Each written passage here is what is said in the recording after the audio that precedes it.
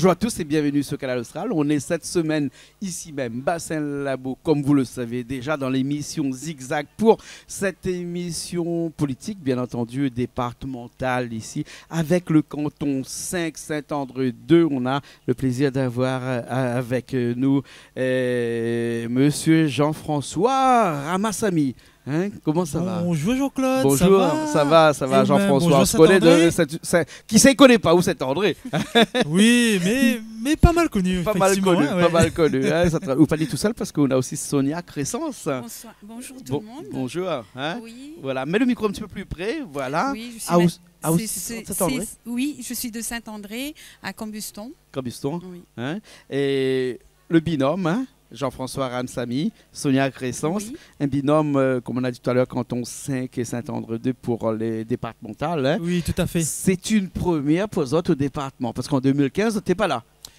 Pour moi, si. Si? Hein, j'étais candidat en 2014 au municipal. Non, mais au départemental. Départemental, oui. J'étais en 2015, En 2015. candidat et j'ai terminé à la 4e place. 4e place. Oui, tout à fait. Hein? Dans le même canton. Dans le même canton. Oui. Donc c'est un sujet qu'on connaît. Hein? Oui, toujours fidèle à ce canton 5. Voilà, toujours fidèle à ce canton 5. Hein? Saint-André manque de pas mal de choses. On va pas commencer à parler un petit peu dans le social, peut-être.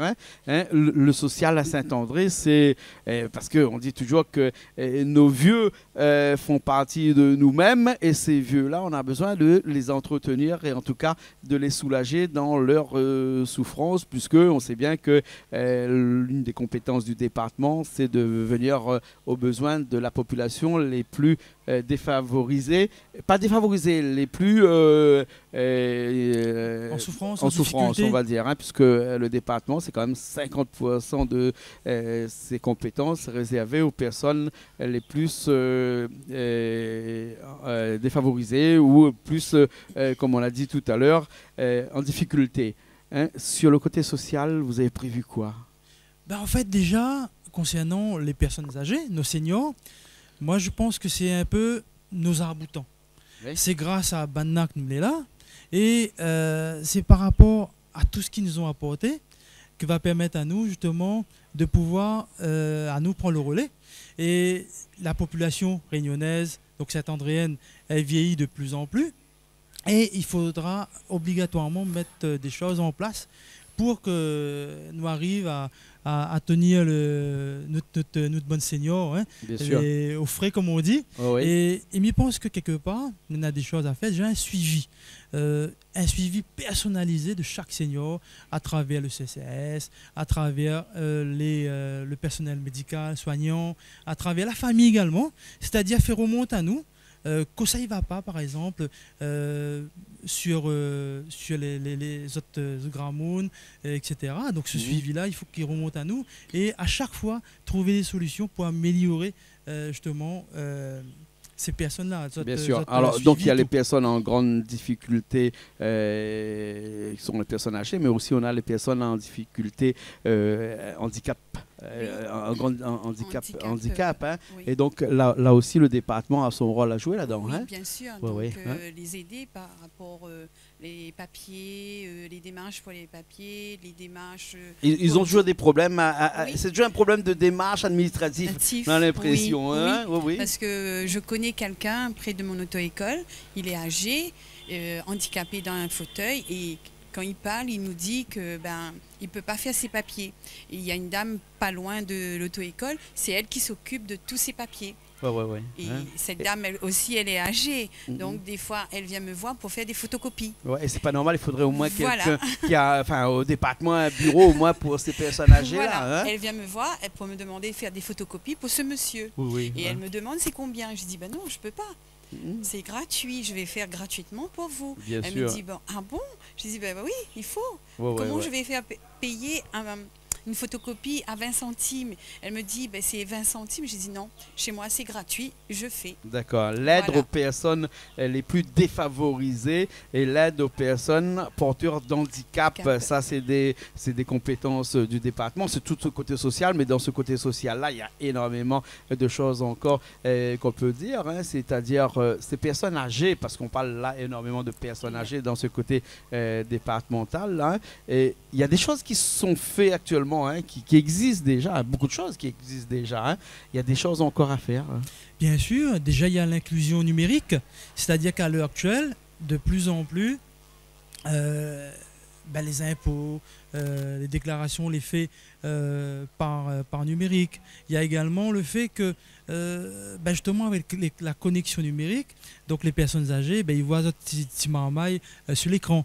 Donc, quelque part, il y a un plan numérique à mettre en place. Et qui n'existe pas encore non, ou qui pas comme existe il très faut. peu. Ouais. Oui, c'est ça. Voilà. Et par exemple, nous, on propose un plan, un chèque numérique, où à ce moment-là, et puis une aide à l'achat d'un ordinateur et des frais des prises en charge, par exemple, des frais oui, une connexion également. Hein. Bon, ouais. Et je pense que ça, c'est important. C'est un dispositif qui peut être aidé par la caisse de retraite également. Et je crois que ça, c'est un projet qui est capital. En plus, de plus en plus, il fait chaud. Donc, je pense qu'il faudrait qu'on puisse mettre à disposition des personnes âgées, du moins des pièces dans leur maison, mettre en place un bracelet ou un climat. Voilà, quelque chose. Éventuellement, hein, mais bon, après, pour, dans le climatiseur, on sera dans une EAT à ADOM, une réglementation thermique à côté, tout à fait, qui va nous dire qu'il vaut mieux les brasseurs d'air. Oui, plutôt les brasseurs déjà, d'air. quand même, des brasseurs d'air dans des maisons où les gens souffrent un petit peu en période de chaleur. Ici, ça coûte pas très cher. Exactement. Hein, et ça peut rendre énormément de services oui. à ces personnes-là. En plus, enfermés dans des immeubles, oui. c'est pas pratique C'est pour pas eux pratique. aussi. Hein. Et voilà. Je ne parle pas des immeubles qu'on a des personnes âgées qui sont à mobilité réduite et qui habitent au 5e étage sans ascenseur. Oui, hein. oui. Là aussi, c'est peut-être des choses qu'il faudrait faire et recorriger si ça n'a pas été le cas. Mais là, pour tout ça, il faut des gens qu'on appelle des travailleurs de proximité. Est-ce qu'on parle de ces travailleurs de proximité? Parce que le département, c'est quand même à peu près 5000 employés, hein, quand même. Hein. Et dans ces 5000 employés-là, il faut peut-être trouver des gens qui s'occupent de la proximité de ces personnes âgées-là. Hein, au jour d'aujourd'hui, on ne peut pas se permettre d'avoir encore quelqu'un qui habite au 5e étage et qui n'a pas d'ascenseur et qui est en porteur de handicap ou bien sinon qui est âgé. Oui. Non? Est-ce que vous avez pensé à ça? Je pense qu'il faudra, par le biais, en tant qu'élu, je pense qu'il faudra se mettre autour d'une table avec les bailleurs sociaux, avec les collectivités et trouver justement des solutions adaptées pour permettre à ces gens-là, pourquoi pas, d'être au rez-de-chaussée, par exemple. Donc c'est un public prioritaire et je pense qu'il faudra obligatoirement mettre quelque chose en place à ce niveau-là. Bien sûr, bien sûr. Hein. Alors, votre programme, là, il est sur plusieurs engagements, parce que vous avez fait un programme par rapport à des engagements. Hein. Vous savez qu'un engagement, s'il n'est pas tenu... il n'est pas bon. Pas bon. Il est pas bon. Ah oui. On a un beau père arrivé, il a dit comme ça, il a fait des engagements, après les engagements, après, hein, c'est compliqué parce qu'il y a un philosophe qui a dit que ne pas s'engager, c'est encore s'engager. Hein. Je crois que c'est Montesquieu qui a dit ça. Hein. Premier engagement, hein, une lutte contre la corruption. C'est-à-dire que depuis 2014, lors de ma première candidature, j'ai toujours mis en avant, on va dire, l'éthique, la probité, parce que c'est important. Imagine à où on a quelqu'un, il a son petit 4 sous, il ramasse pour payer ses impôts, et après il dit, avec mon argent aux impôts, que ça m'en est fait. Et quelque part, à partir de là, je me suis dit, il faut nous engager à nous. Est-ce que la politique, c'est pas de dire, voilà, reste chez soi, et puis aller voter ou pas, mais faire des propositions. Hein, s'engager, dire voilà, moi je n'aime pas comment on les fait, et voilà que ça m'y propose. Donc effectivement, la lutte contre la corruption, ça c'est une lutte sans merci que nous devons avoir. Parce que c'est vrai que ici et là, dans des affaires, après on a aussi des choses qui ne parlent même pas, et qu'ils passent à l'as, comme on dit, et c'est cette lutte contre la corruption-là un petit peu, il déçoit les gens d'une manière générale et les gens, ils disent non, on en a marre. Et c'est pour ça que les gens vont plus voter peut-être. Hein, aussi, exactement. Hein. Oui. Ouais. Et donc il y a ça, il y a aussi avant les élections, on voit un petit peu tous les gens, tous les politiciens qui se présentent. Nena, le grand sourire, Nena, il tape de main, il dit bonjour, etc. Mais après, il n'a plus rien. Donc quelque part, il faut que moi, par exemple, ou même Sonia Crescence, ben, nous, dans tous les cas de figure, nous, pareil, nous dit bonjour les gens, nous cause, nous sourit. Et c'est le même sourire depuis le début jusqu'à la fin. Exactement. C'est pour ça que les autres, ils traitent les Saint-Landriens et les Réunionnais en général de façon équitable. Oui, c'est ça, parce que c'est quand même le deuxième engagement. Oui, voilà. bien sûr. Ben, comme il dit un petit jargon créole, on a bœuf, il râle charrette. Et cheval, il ment la paille. Donc, quelque part. quand tu es pas canard doigt dans la plume, ça et quelque part, on nous dit que le bœuf, il peut râler la charrette, mais le cheval aussi, il peut râler la charrette. Et le bœuf, il ment la paille, au même titre que le cheval. Donc, quelque part, tout le monde doit être traité pareil. Par exemple, quelqu'un. Il est à droite, il est à gauche, il est pointel, il est pointel. Demain, on est élu là. On traite tout le monde pareil. Ouais. Et c'est le plaisir demain de dire voilà, ben, t'es mal vote pour Jean-François, mal vote pour Sonia Crescence, ou t'es content parce que m'y voit que c'est des gens que les bons pour nous, ils apportent à nous des choses en tant qu'élus. Et donc, c'est ça la satisfaction. Mais pas comme beaucoup d'hommes politiques ou de femmes politiques. Ils rentrent là-dedans, ils disent, ils rentrent là la politique, mais ça gagne temps, avec mon salaire de temps, mais faire moins de temps. Et un peu calculateur là, non? Ah oui, 6 ans, mais tranquille. Mais il faut arrêter avec cette politique-là, cette vision politique, et aller vers quelque chose de plus concret. Et puis qui apporte des choses aux gens. Par exemple, la politique de proximité, c'est de pouvoir, après les élections, aller continuer à aller voir les gens, c'est-à-dire faire un petit porte-à-porte dans les quartiers, recevoir les gens, aller voir les gens sur notre case. Parce que comment, par exemple, on est dans un bureau, on peut connaître le problème un monde. C'est en allant chez la personne, là on va connaître comment ils vivent. Et là, à partir de là, en fonction des compétences du département, voir par quel levier vous pourrez être cette personne-là. Bien sûr, la politique de proximité a toujours été des promesses électorales, pour plusieurs. Voilà, Et donc, c'est des grands mots, ça, la politique de proximité. Mais autres, tu parles aussi de démocratie participative, c'est-à-dire que vous devez faire en sorte que la population participe à la vie politique de la société. Bien, c'est normal. Quand on voit quelqu'un, quel que soit le bord politique, il fait des grands projets. Et à la fin, on voit que ces projets-là, ils ne sont pas bons. Par exemple, nous voit que sur Saint-André, en ville, là, mettre une maison de veillée en plein centre-ville. Il a point de place parking pour garer.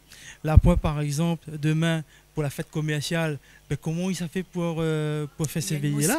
Donc, on a des choix. Mosquée en face. Mosquée en face. Donc, on a des choix politiques que les pas bons du tout et les pas du tout en adéquation à ce que les gens y attendent. Par exemple, il prend le cas de grands projets. Il peut être régionaux, etc. Demain, les gens, il faut qu'ils donnent plusieurs propositions aux administrés, aux électeurs. Et puis, les gens disent, ça l'est bon, ça l'est bon pour nous. Et c'est ça, mais je pense qu'il faut faire participer aux gens, parce que si on ne fait pas ça, il veut dire que là, on prend des décisions nous-mêmes, et c'est au gré de peut-être de bonnes affinités avec d'autres personnes, et on prend des choix arbitraires, et ça n'est pas bon du tout. Ce qui veut dire que pas de promesses individuelles? Pas du tout. Comment aujourd'hui, par exemple, moi depuis 2014, je fais la politique, jamais promettre de monde quelque chose, et les gens ils disent vous promettez pas moi rien, ils votent pas pour, mais disent pas grave, vaut mieux vote pas pour moi. Mais ce qui est important, c'est de pouvoir demain garder mon en face, dire toujours avec un petit sourire bonjour, vous allez bien, et ça l'important, parce que et puis c'est ça cette vision de politique où on respecte les gens aussi, parce que on dit voilà, c'est pas des promesses qu'on apporte, on apporte vraiment une autre vision, un état d'esprit. C'est également un échange qu'on aura avec les gens, et ça l'important. Pas de promesses individuelles, une politique de proximité, une démocratie participative, mais avec de l'efficacité à l'arrière, c'est-à-dire que si Maladie m'y fait ça, c'est ça. Exactement. C'est-à-dire qu'après, si par exemple vous l'avez voulu, mais là pas d'un AO les moyens de faire les différents, mais au moins il faut être efficace. C'est-à-dire qu'aujourd'hui, on a beaucoup de monde, les candidats, ils représentent Azote après notre mandature. Après, il dit voilà, ben, mal a fait, mais voilà, il faut revoter pour moi, etc. Mais pendant ces 6 ans-là, on l'a jamais démontré aux gens coûter efficace. Et quelque part, on me dit que nous, tous les ans, nous fera, demain si les gens font nous confiance, tous les ans, nous m'arrive, on aura un petit récap dans notre boîte aux lettres sur toutes les actions que nous l'a fait. Sur ce que nous l'a proposé et qu'elle a été refusée par le conseil départemental, il faut que demain, les gens ils peuvent dire, ben voilà, ça c'est des gens qui travaillent pour eux. Et tous les suivis aussi, nous va dire, voilà, nous l'a reçu tant de personnes et nous l'a suivi aussi tant de dossiers et voilà le résultat et voilà malheureusement ce qu'on n'a pas pu faire et ça il faudra justement être efficace et il nous va démontrer à autres. Bien sûr l'efficacité c'est notre 6e engagement, maintenant un 7e engagement qui est aussi une compétence du département. Très peu, hein. Ce qui est tout ce qui est écologie, hein, et les autres, ils parlent de dérèglement climatique, hein, et les autres ont voulu mettre le dérèglement climatique au sujet, comme sujet primaire dans ces 8 engagements. C'est le 7e engagement que vous avez fait dans le dérèglement climatique. C'est vraiment quelque chose qui pèse lourd sur votre conscience. Hein. Ben, l'important, aujourd'hui, quand on voit par exemple que les océans y montent, quand on voit tous ces déchets... Que le pôle Sud, il réchauffe de 3 degrés par an. Exactement. 3 degrés pour 50 ans, pardon. Oui. Voilà. Et quelque part, on dit non. Quel héritage nous ça laisse à nos enfants et demain nos arrières, petits-enfants, etc. Donc tout en chacun, il doit réfléchir, il dit arrête avec ça. Arrête d'avoir des politiciens qui suivent les lobbying. Parce que c'est ça, les lobbying, qu'elle a besoin de faire du chiffre, elle a besoin reverse des royalties, etc. Il faut des citoyens engagés, des hommes politiques, que les à côté du petit peuple et qui a des autres, qui défendent les autres. Et ça, il passe par des actions. Le moins de petites actions que nous doit donner, est-ce qu'il y a en tâche d'une manière ou d'une autre l'écologie, etc. ou pas. Donc il faudra toutes les décisions les peser en fonction, de l'altération de l'écologie ou pas. Bien sûr, les grands scientifiques ont dit que tous les problèmes liés au dérèglement climatique ne pourront se faire qu'avec l'appui des politiques et rien qu'avec eux. Ce qui veut dire que, ça veut bien dire que tout est politique dans ce monde-là. Hein. Et ben, ça veut dire que c'est les politiques qui seront au devant de la scène demain lorsqu'il y aura des problèmes. C'est les politiques qui vont régler ce problème-là, parce qu'on sait bien que c'est les politiques qui ont le pouvoir de mettre en place les adaptations qui feront que, on fera diminuer la température sur la Terre, ou on fera en sorte que nos déchets sont mieux revalorisés. Hein, et on parle là bien entendu d'économie circulaire, hein, quand on parle de déchets, et ben, tout ça c'est purement politique. Et si ce n'est pas vous qui le faites, il n'y a personne d'autre pour le faire. C'est pour ça que vous en parlez clairement dans le 7e engagement que vous avez mis en place dans votre campagne sur ce dérèglement climatique et qui va lier de façon dramatique, on va dire, tous ces phénomènes à venir qu'on aura à subir quelques années. Bien sûr, tout à fait. Et je pense, c'est vrai que tout le monde le sait, je suis dans le domaine du carburant. Bien sûr. Et quelque part, moi en tant que politicien, heureusement que le gouvernement a pris des résolutions pour qu'en 2040, il arrête l'énergie fossile. Et au dernier municipal, nous l'a proposé, pour les prochains investissements de véhicules, aller sur des voitures électriques. Même demain, au conseil départemental, nous va dire il faut aller sur des véhicules électriques. Même si quelque part, c'est mon gagne-pain, c'est mon métier, mais il me dit non, à un moment, il faut être responsable et puis aller dans ce sens-là. Voilà. Hein. Richard vient me dire qu'il nous reste 2 minutes pour finir notre entrevue, qui est passée vite. Hein. On va finir avec le 8e engagement, non-cumul des mandats. Hein. Alors, Sonia, le cumul des mandats, c'est aussi un fléau qui attaque les politiques, ça. Hein. Oui, bien sûr, oui, voilà, parce que quand on fait un mandat, c'est un candidat. Un candidat, un mandat. Un mandat. Oui. On ne peut pas avoir 2 mandats et être candidat de trucs. Non, c'est un mandat, un candidat. On a bien vu là, même pendant ces élections-là, on a des personnes qui sont en tête de liste départementale et qui sont aussi sur une liste aussi de l'autre côté régional. Hein. Ouais. On ne va pas citer leur nom, mais il y en a. Hein. Oui. Elle ne laisse pas là aussi un problème que vous avez mis en avant dans votre 8e et dernier engagement, qui est le cumul des mandats. Oui, tout à fait. Déjà, aux élections régionales, nous, on soutient Erika Barej et en aucun moment, j'ai demandé d'être présent sur sa liste régionale. Parce que quelque part, comment faire? Vous voulez au département, il faut du temps pour recevoir les gens, pour traiter les dossiers. Comment un monde, enfin, il faut vraiment expliquer à moi, comment il peut faire avoir 3 mandats et pouvoir consacrer efficacement à déjà un. Et nous disons non, il ne faut pas, c'est antidémocratique le cumul des mandats, parce qu'il faut respecter les électeurs et être là quand elle a besoin de vous, être présent, recevoir les autres et ne pas avoir par exemple un rendez-vous dans 1 an ou dans 2 ans. Non, c'est impossible. Il faut qu'on ait un seul mandat consacré à ce mandat-là, parce que les gens ont besoin de vous. Ils ont besoin qu'on est là quand on a un dossier ou un petit papier pour regarder, quand on a une demande particulière. Donc vous êtes disponible. Bien sûr, bien sûr. Et c'est ça que le non-cumul des mandats. Il ne veut pas être la bouche cabri comme il dit en créole, parce qu'on a les 3 cabris dans le fond là-bas, hein, mais le life motif de tout ça, c'est pas un petit peu plusieurs mandats égale plusieurs salaires, non? Oui. Un petit peu. Oui, un petit peu, oui. C'est ça. Non-cumul des mandats, ça c'est vraiment votre engagement, 8e engagement. Alors on arrive à la fin de cette émission-là. On aurait pu parler de beaucoup de choses, mais bon, nous l'a essayé de nous limiter à toutes les engagements, les 8 engagements que Zola fait sur votre profession de foi, un petit peu, quelque part, hein, même si ce n'est pas une profession de foi. Bien sûr, hein. Parce que la politique, c'est un engagement. Parce qu'il y en a beaucoup, ils parlent là-haut de valeurs, de principes, mais jamais ils vont dire où, c'est quoi cette valeur, hein? Mais nous, à travers ces 8 engagements, on nous a dit, voilà, c'est ça, notre engagement est là. Voilà nos principes, voilà nos valeurs, voilà ce que nous va défendre demain lorsque nous serons élus, si les gens font nous confiance. Et ça, c'est important, les capitales, parce qu'il faut de la sincérité. On a trop de gens qui ramassent menteurs et qui nourrissent justement sur la faiblesse de ces gens-là et qui avancent et nous disent non, il faut de la sincérité. Et la politique, il faut des gens sincères, des gens engagés, qui sont là pour être de monde. Bien sûr, bien sûr. Hein, Sonia, nous finissons l'émission. Qu'est-ce qu'on pourrait dire aux autres? Fais-nous confiance? Oui, pourquoi pas? Oui. Parce que c'est la première fois que je suis dans la politique, donc oui, venez.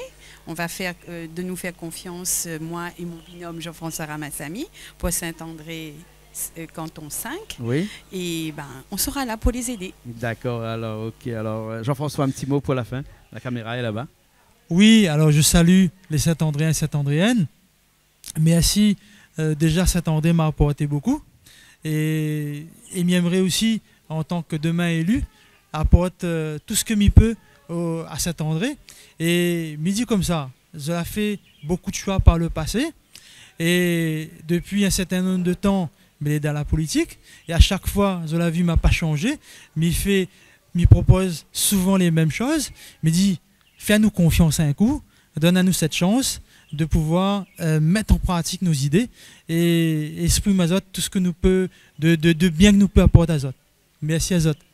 Voilà. Avoir du cœur pour nos compatriotes, c'est le moment de nous soutenir, ces autres slogans. Merci beaucoup. Merci Jean-Claude. Merci beaucoup Sonia. Merci beaucoup. Nous nous retrouvons la semaine prochaine dans une nouvelle émission Zigzag sur Canal Austral. À la semaine prochaine.